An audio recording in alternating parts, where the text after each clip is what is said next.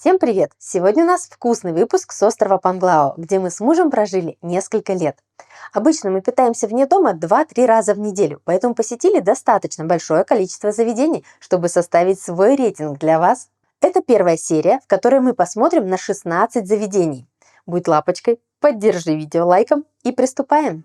Начнем с одного из самых стильно оформленных кафе на Панглао – Комода. Обожаю их интерьер. Плетеная мебель, подушечки, оригинальная посуда, столько красивых деталей.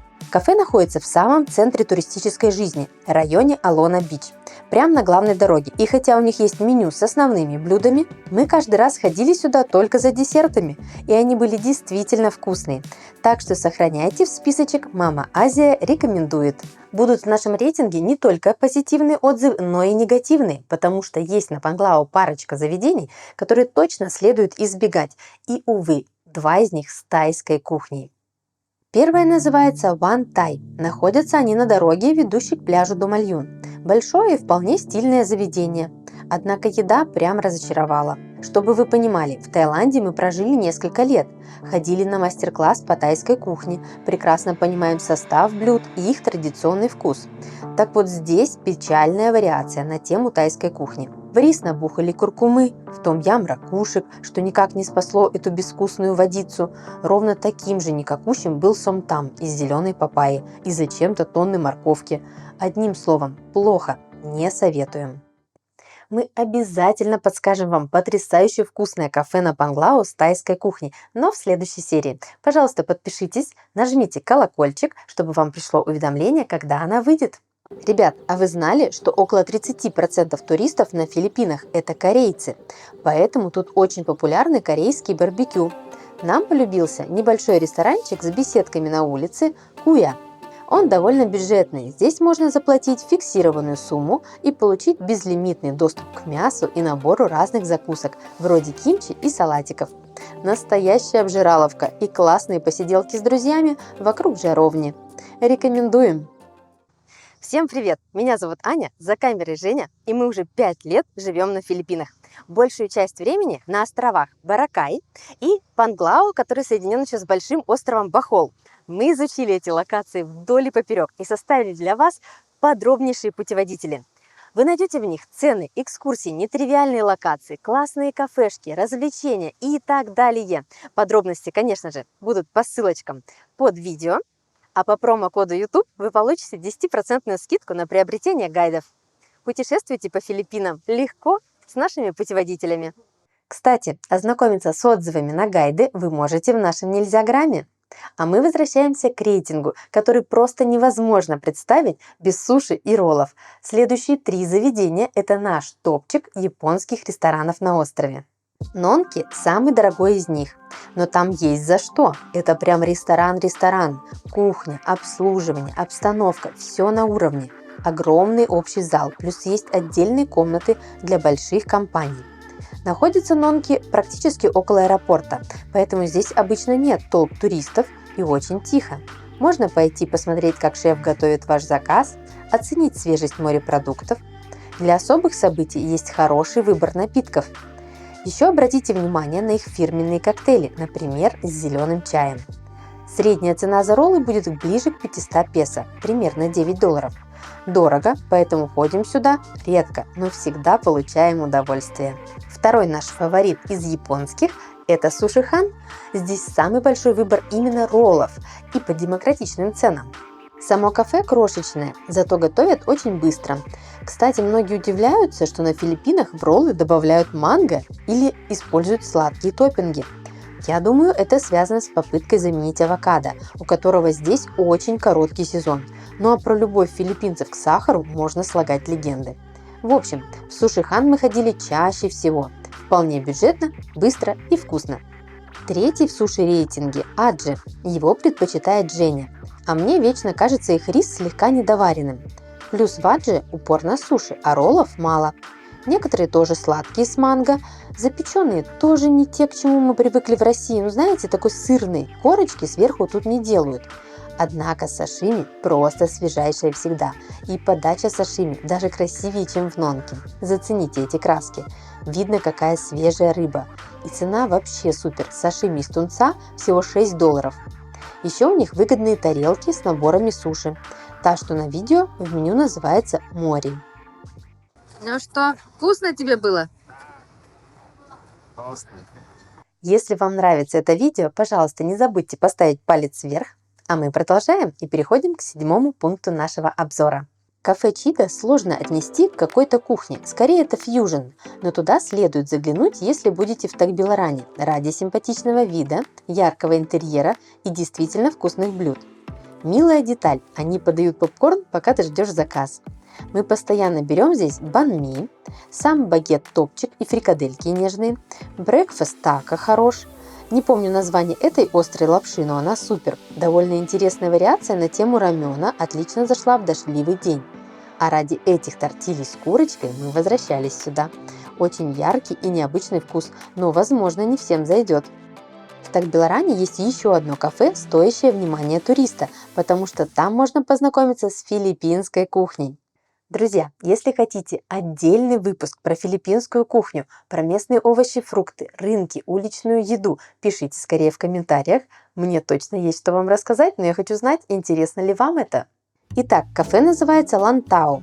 Огромный зал на свежем воздухе с большими столами для шумных филиппинских компаний и туристических групп. Мы взяли 2 супчика в кокосах, тот, что с курочкой, чикен тинола, супер, а второй с мелкими креветками никому не зашел. Еще знаковое блюдо местной кухни – это сисик, мяско и всякие потроха свиные на шкварчащей сковородке, жирно на любителя. Оранжевый ореховый соус – это карри-карри. Вкусно, но мяса в нем мало, поэтому брали еще отдельно порк-белли, зажаренный кусок свиного брюшка, но очень сухой, не фонтан. Как, впрочем, и кинилау, оно же севиче, из свежей рыбки здесь тоже не самое топовое. Но для первого ознакомления с местными блюдами это заведение советуем. Ужин на 4 стоил $37 или 3000 рублей. С Бахола возвращаемся на Панглау. Кстати, кто еще не в курсе, эти 2 острова соединены мостами. Туристы обычно селятся на Панглау, а на Бахол гоняют на экскурсии. Если вы любитель кофеин, то заглядывайте в Endless Summer. Очень популярное место, такой светлый интерьер, много зелени и бодрящий аромат хорошего кофе.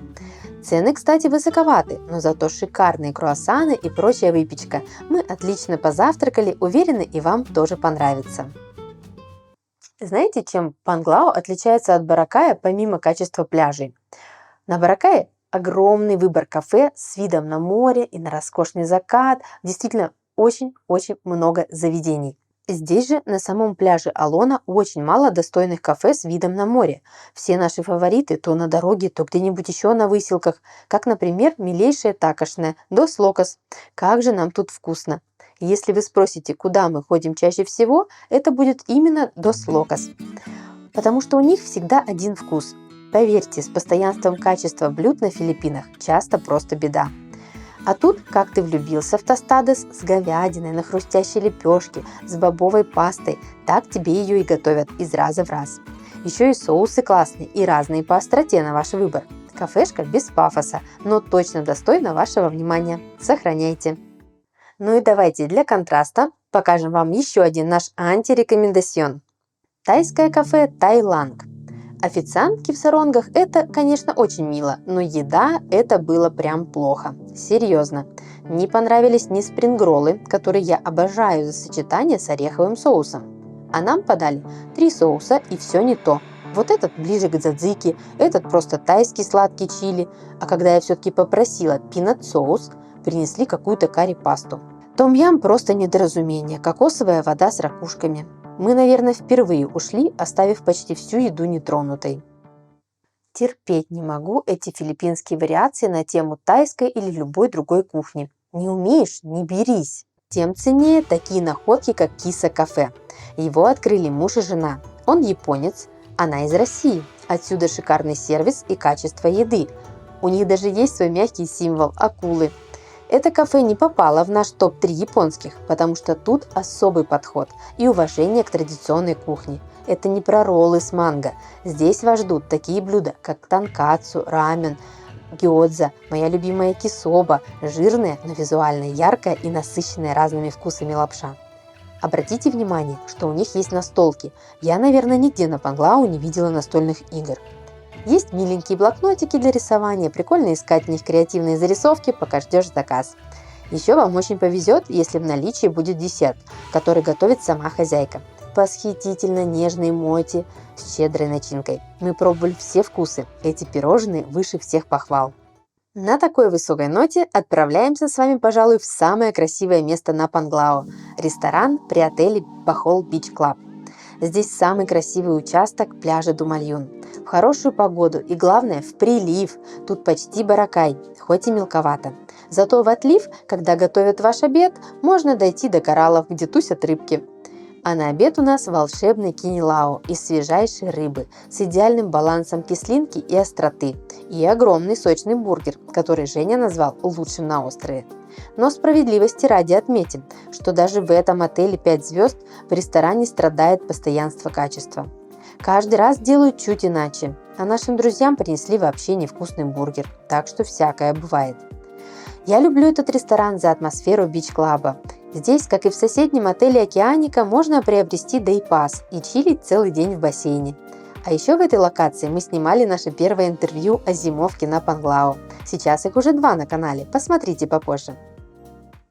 Итак, что мы сегодня узнали про Панглау? Самый классный пляж – Думальюн. Самое тусовочное место и больше всего кафе на Алоне. Но если вы ищете более бюджетное размещение и готовы передвигаться на байке, вас не пугают расстояния в 15-20 минут, то выбирайте Дауис. Еще порекомендую здесь 2 заведения. Одно за вкусную еду, второе за классный панорамный вид. Food Hunters, расположенный почти у моста на Бахол, накормит вас отлично приготовленным лососем с пюре, бургером с рваной свининой, домашней пастой со шпинатом, классной пиццей и многими другими привычными европейцам блюдами.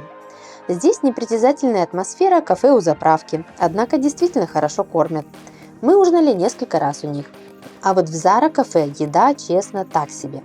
Зато им можно дать первенство за самую роскошную панораму. Лучше приезжайте сюда просто на десерт. У них своя кондитерская и пекарня с хлебом. Еще небольшой выбор мороженого, но мне зашел только ягодный сорбет. В общем, неважно с чем, просто полюбуйтесь этим чудесным видом на Бахол. Тем более, что вся атмосфера к этому располагает. Есть подушечки, качели и даже кресла-лежаки. И последнее на сегодня, так сказать, вишенка на торте – Моса. Один из самых креативно оформленных ресторанов на острове. Заведение для особого случая, так как цены тут, прямо скажем, не маленькие. Мы ужинали здесь в день рождения Жени.